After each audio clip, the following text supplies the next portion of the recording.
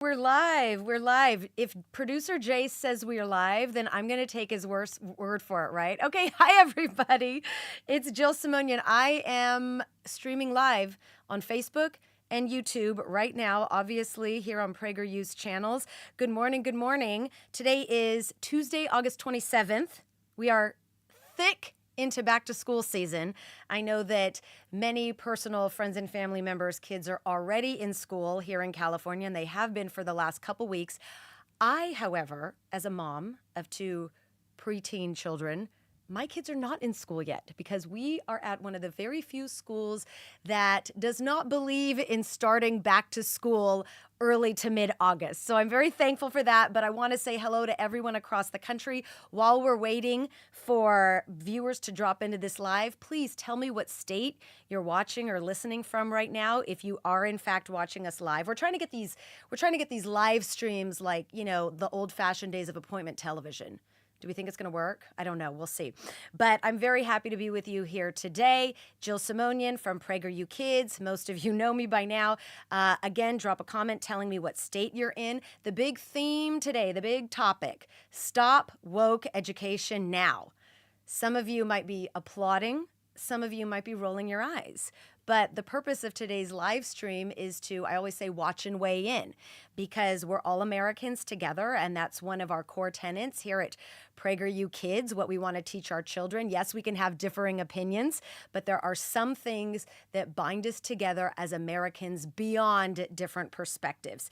And this wokeness in our education system is decimating our society and our communities and the minds of the children in our public schools and many private schools. PragerU.com/parentalert is the venue that I use to keep all of us informed and active, as we say.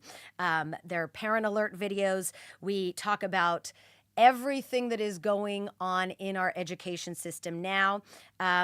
We also are free. Everything is free. If you go to PragerU.com/parentalert, you can subscribe to the videos so that you can get these discussions, very important, meaningful conversations, everything from gender ideology in schools to wokeness in education to parenting issues, raising kids. You can get these into your inbox.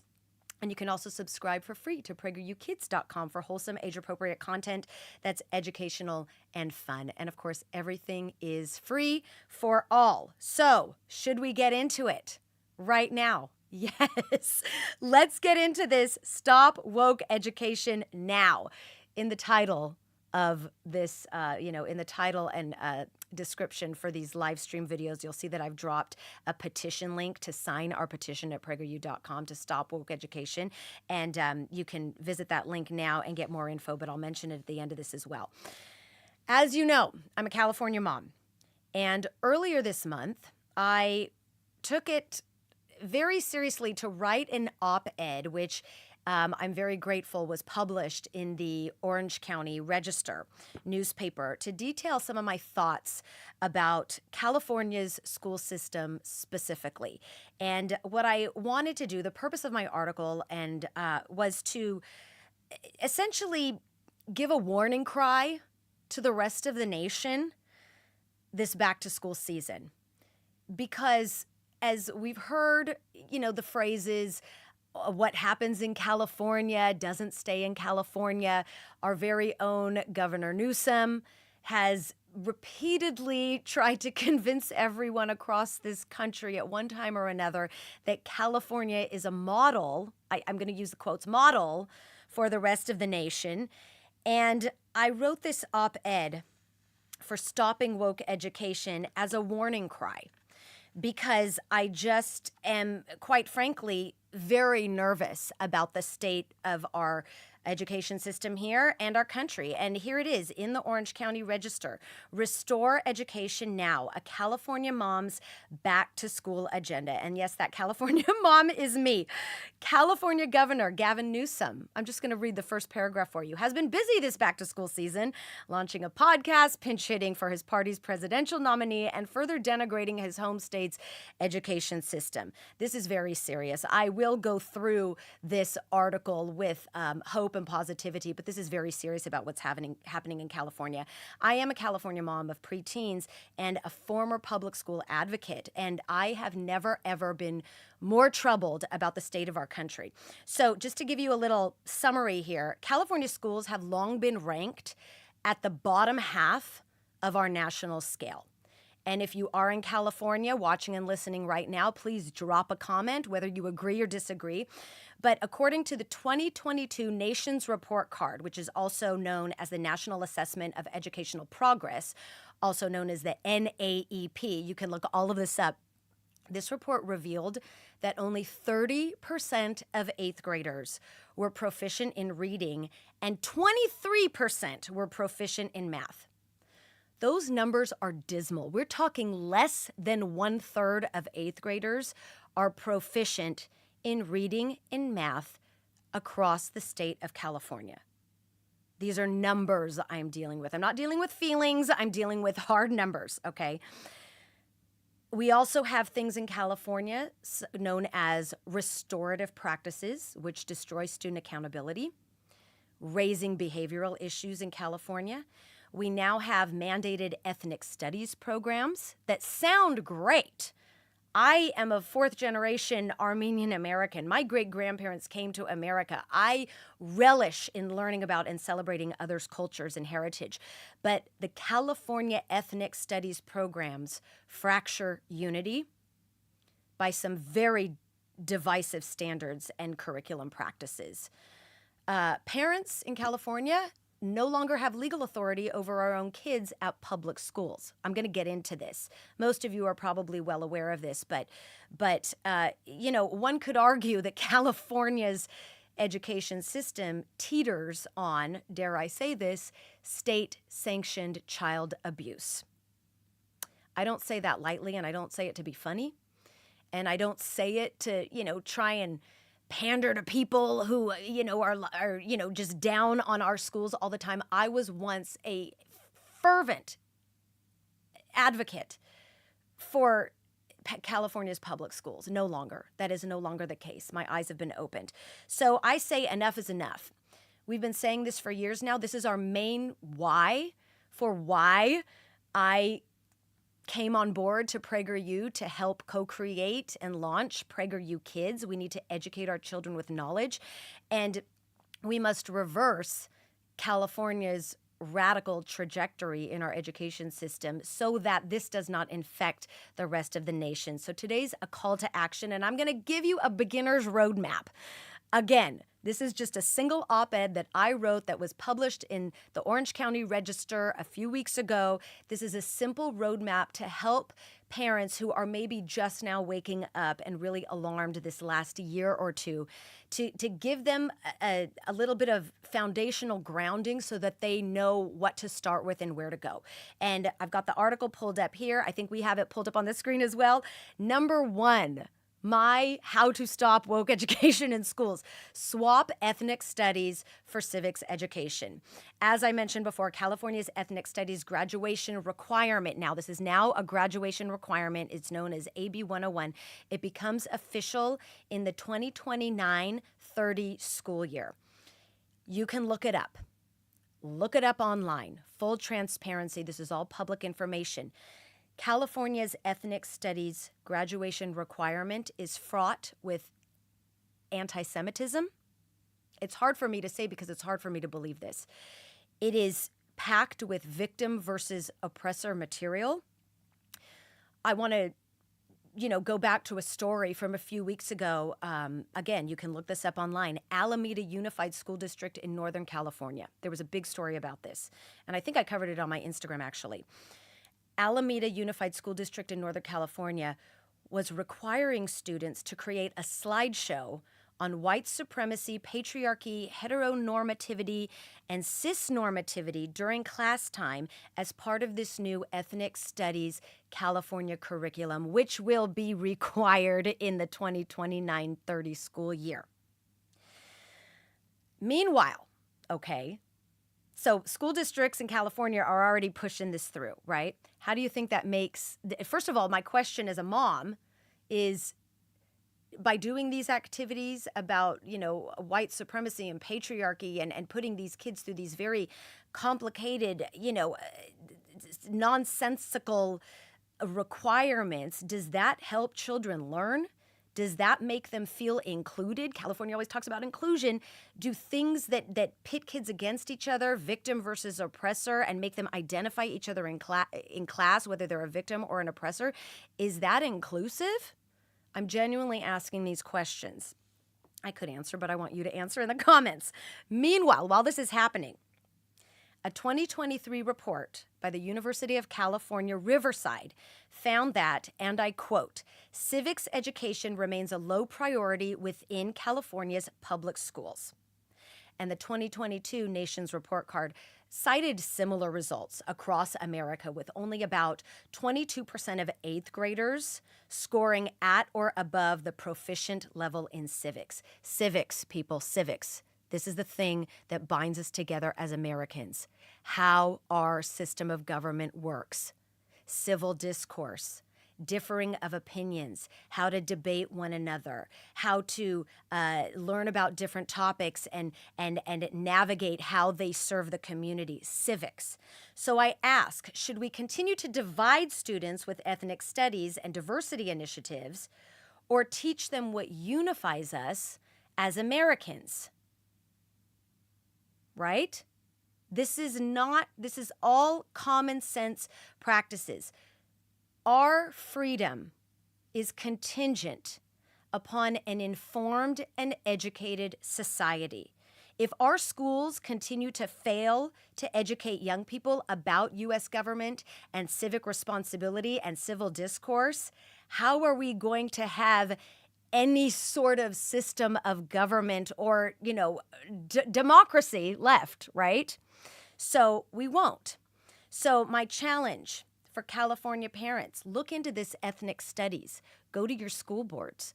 Ask teachers if you can volunteer and participate in some of these ethnic studies requirements. Suggest that civics education be included in your students' classroom. We have got dozens and dozens and dozens of civics education videos and worksheets for 6th grade and above on PragerUKids.com. It is all free.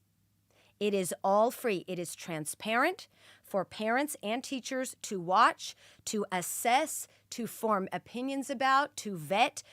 These things are available. We need to replace ethnic studies with civics.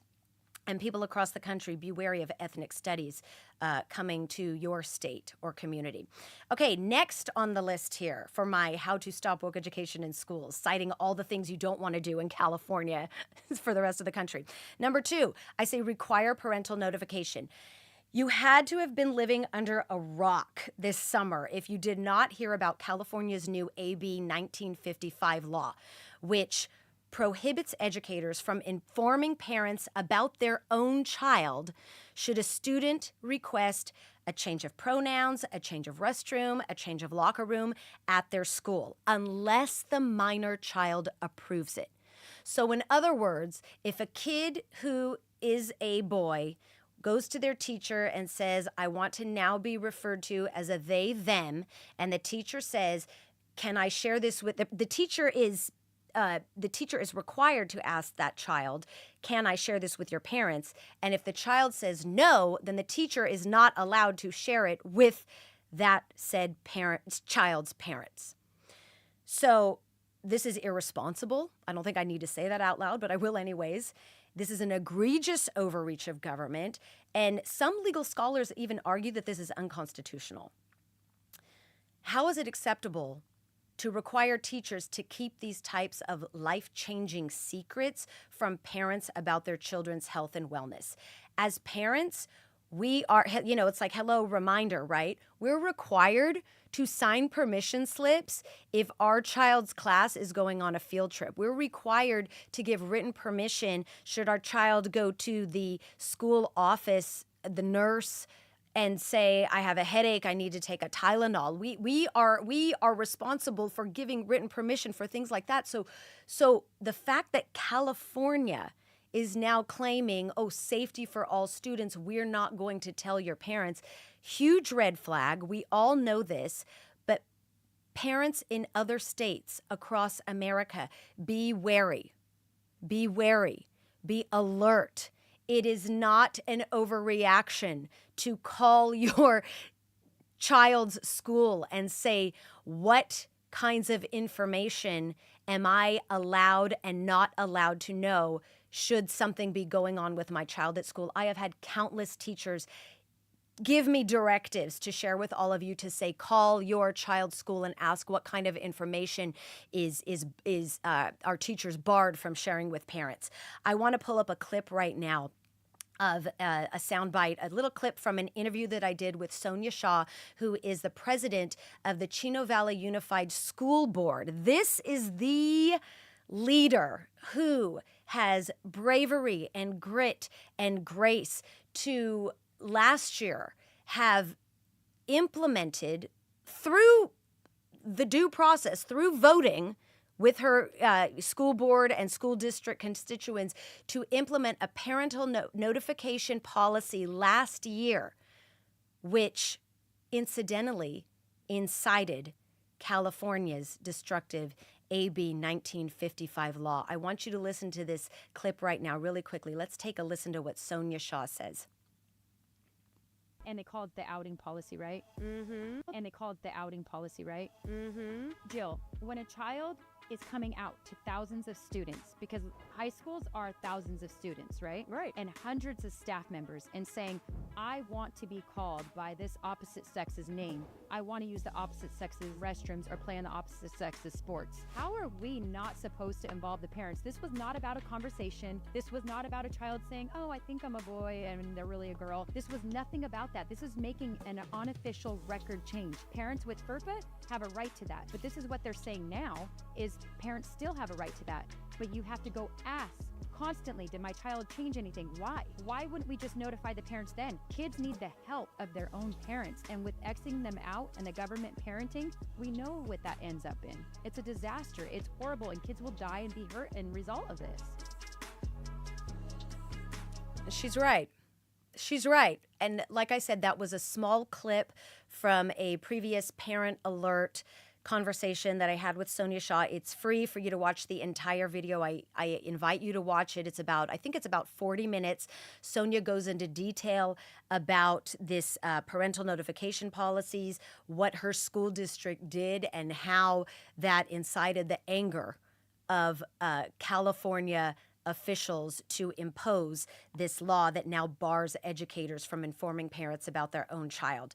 The good news is, of course, and we talk about it in the Parent Alert episode there, the good news is that July 16th, Liberty Justice Center filed legal action to fight AB 1955 in California. It's Chino Valley Unified School District versus Newsom to restore transparency and partnerships between parents and teachers. I applaud them. I hope more families are able to do this. I hope more school boards and parents in different districts across our nation follow suit should there be any more egregious government overreach in school districts, barring parents from learning about what's going on with their child at school. All right, number 3 in my How to Stop Woke Education: ditch restorative practices and bring back suspension. No, I am not mean. I am not. I hate to laugh about this. Suspending kids is not funny. And children with severe behavioral issues is a very serious matter. And it's a very heart-wrenching matter where a lot of kids sincerely do need help in our school system, whether, they might not have the family support at home, or they're troubled, or they have, something that they're dealing with that teachers are quite frankly not equipped to handle. But here's the deal. The fact that equity, which is, of course, baked into DEI, diversity, equity, and inclusion in our schools, the fact that equity discards individual responsibility and merit is a recipe for behavioral disaster at schools. Equity needs to be scrapped in favor of reinstating standards and consequences. Because as we remember, I've talked about this before, equity is not equality. Equality means that everyone is treated the same. They have equal chance for opportunity to rise, to learn, to achieve according to how hard they work, according to their merit. Equity is, I'm just going to say equity is awful, but equity requires that everyone perform and end up on the same level. So under equity directives, how does this work in real time, you might ask? Under equity directives, teachers are discouraged from deducting points for late homework. They're discouraged from suspending students. I'll tell you straight up, in California right now, students are no longer allowed to be suspended. That's a directive from the state. And teachers have to adhere to that. And quite frankly, it creates a very dangerous environment for teachers and students and anyone who works at a school. Suspending students for serious behavioral conflicts rarely occurs in California. And I want to give you another example from San Francisco.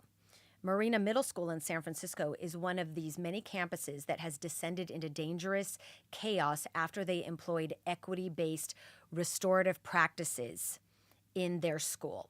They prohibited educators from imposing disciplinary action and suspending students, and it has descended into chaos and a very unsafe environment. And DEI has to be eliminated in order for our schools to be able to restore standards so that they can improve academics, so that everyone is equally protected and the rights and safety for all are equally protected.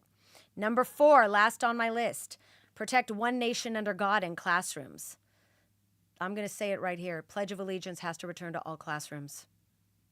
Has to return to all classrooms for the sole purpose of honoring religious freedom in our schools, and also for allowing kids to feel as though they are bound together as Americans through differences, so that teachers and children can, in fact, feel unified at the start of the day through America's foundational history. Why is mentioning God unacceptable at a school?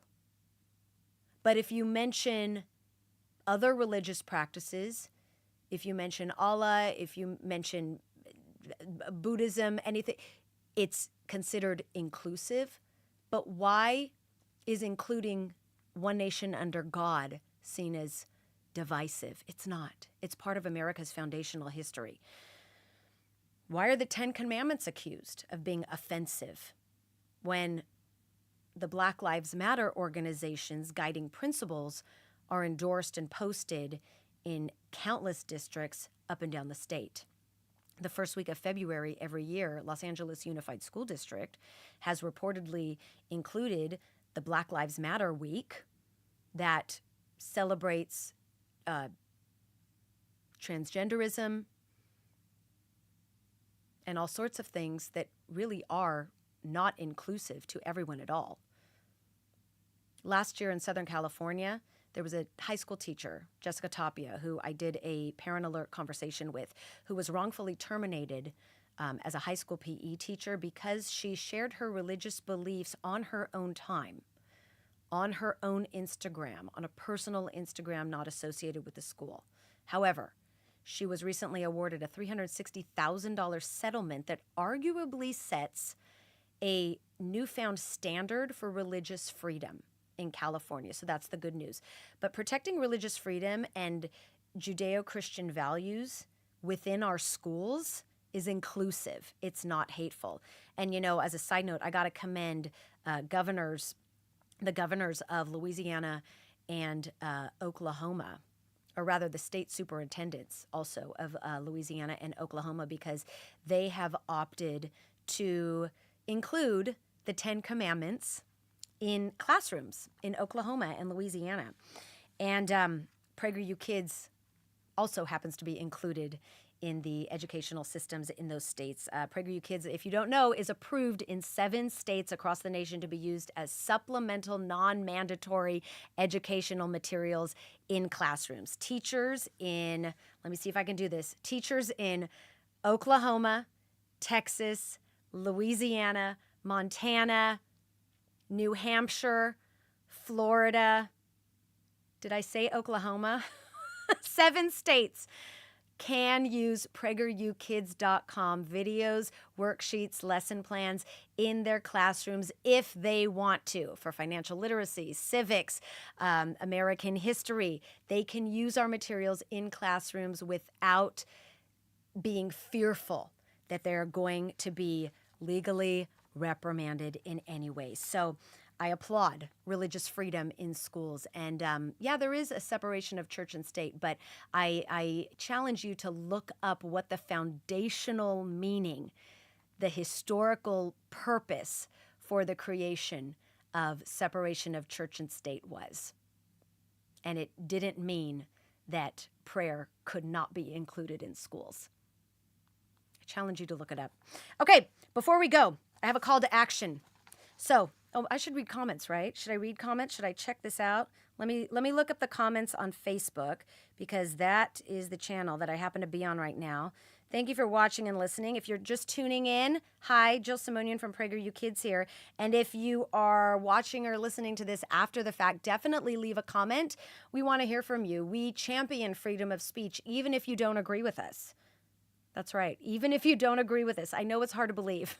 It's a tough pill to swallow for all of us, but even if you don't agree with us, we do invite diversity of thought.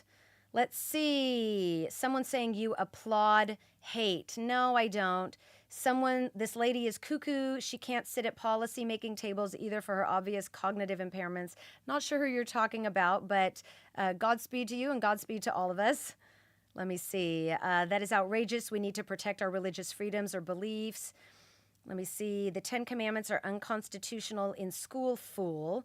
Okay, I disagree. We can look this up and debate it. You're an embarrassment to humankind. You guys are especially friendly today. What does it mean when you read the comments and it really doesn't faze you?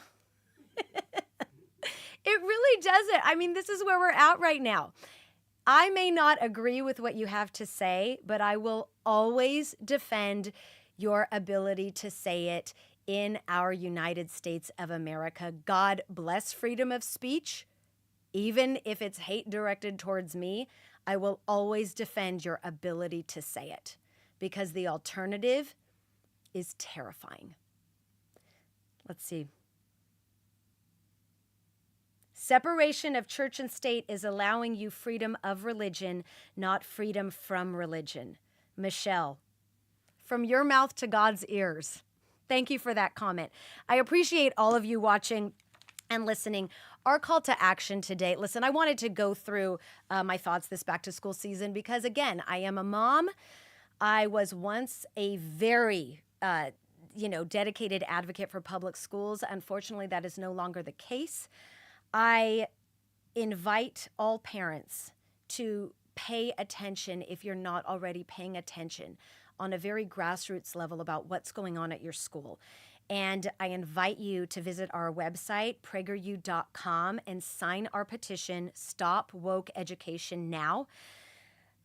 This is not we look at the title, Stop Woke Education. Oh, everyone, gets fired up. Woke is now a trigger word for everyone. This is not a trigger. This is not some hyperbolic statement. The woke education practices and directives that are infecting our schools are dumbing down our curriculum.